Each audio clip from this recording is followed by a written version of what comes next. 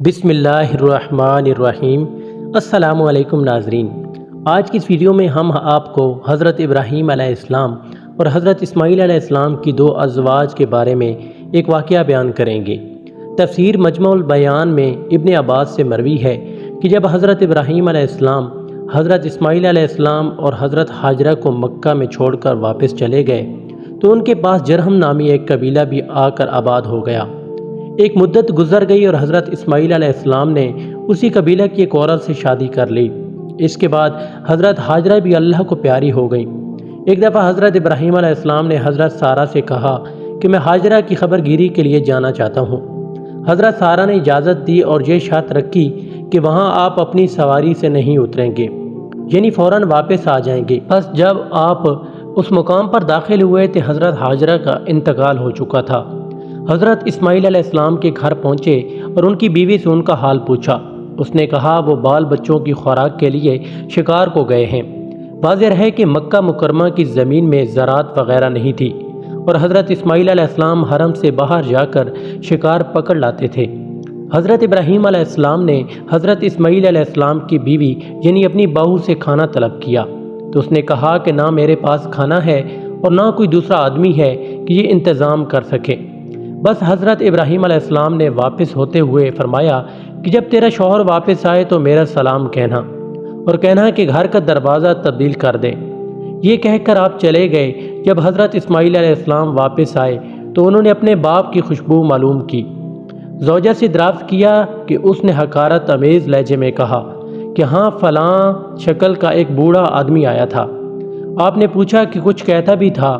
عورت نے جواب دیا کہ ہاں وہ کہتا تھا کہ اپنے شوہر کو میرا سلام دے کر کہنا کہ وہ اپنے گھر کے دروازے کو تبدیل کرے۔ بس حضرت اسماعیل علیہ السلام نے فوراً اس کو طلاق دے کر دوسری شادی کر لی۔ اس عرصہ کے بعد حضرت ابراہیم علیہ السلام نے اپنی زوجہ سارہ سے اسماعیل علیہ السلام کو ملنے کی خواہش ظاہر کی تو انہوں نے اجازت دی اور پھر وہی شرط لگائی کہ سواری سے آپ نیچے نہیں اتریں گے اور فوراً واپس آ جائیں گے۔ بس حضرت ابراہیم علیہ السلام حضرت اسماعیل علیہ السلام کے گھر پہنچے۔ اس موجودہ بیوی سے اس کے شوہر کا حال پوچھا۔ اس نے جواب دیا کہ وہ شکار کو گئے ہیں اور جلد ہی واپس آ جائیں گے، انشاءاللہ خدا آپ پر رحم فرمائے۔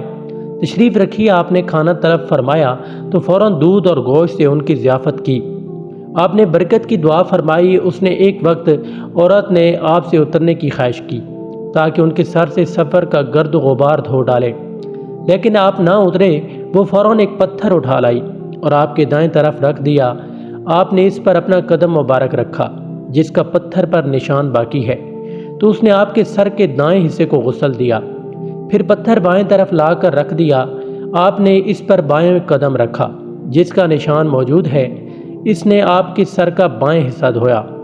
بس فارغ ہو کر جب آپ نے واپس پلٹنے کا ارادہ فرمایا تو فرمایا کہ اپنے شوہر کو میرا سلام کہنا اور کہنا کہ اب تیرے گھر کا دروازہ ٹھیک ہے۔ جب حضرت اسماعیل علیہ السلام واپس آئے اور باپ کی خوشبو سونگھی تو اپنی بیوی سے دریافت فرمایا تو اس نے جواب دیا کہ ہاں نہایت خوبصورت اور پاکیزہ خوشبو رکھنے والے ایک بزرگ تشریف لائے تھے۔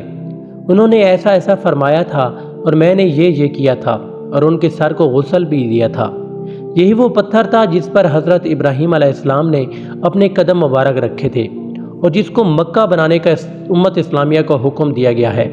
ترابی نے لکھا ہے کہ مقام ابراہیم وہ مقام ہے جس پر کھڑے ہو کر آپ نے لوگوں کو حج کی دعوت دی تھی، اور یہ بھی کہا گیا ہے کہ یہ وہ مقام ہے جہاں کھڑے ہو کر آپ نے بیت اللہ کی تعمیر فرمائی تھی۔ جس پتھر پر حضرت ابراہیم علیہ السلام کے قدموں کے نشان ہیں، ان کے متعلق بعض ارباب تحقیق نے یہ رائے ظاہر کی ہے کہ حضرت ابراہیم علیہ السلام کا یہ معجزہ تھا کہ ان کے پاؤں کے نیچے پتھر مٹی کی طرح نرم ہو جاتا تھا جس سے ان کے پاؤں کا نشان باقی رہتا تھا۔ امید کرتا ہوں کہ آپ کو آج کی ویڈیو پسند آئی ہوگی۔ اگر آپ کو ہماری یہ ویڈیو پسند آئی ہے تو ویڈیو کو لائک کریں اور چینل کو سبسکرائب کریں۔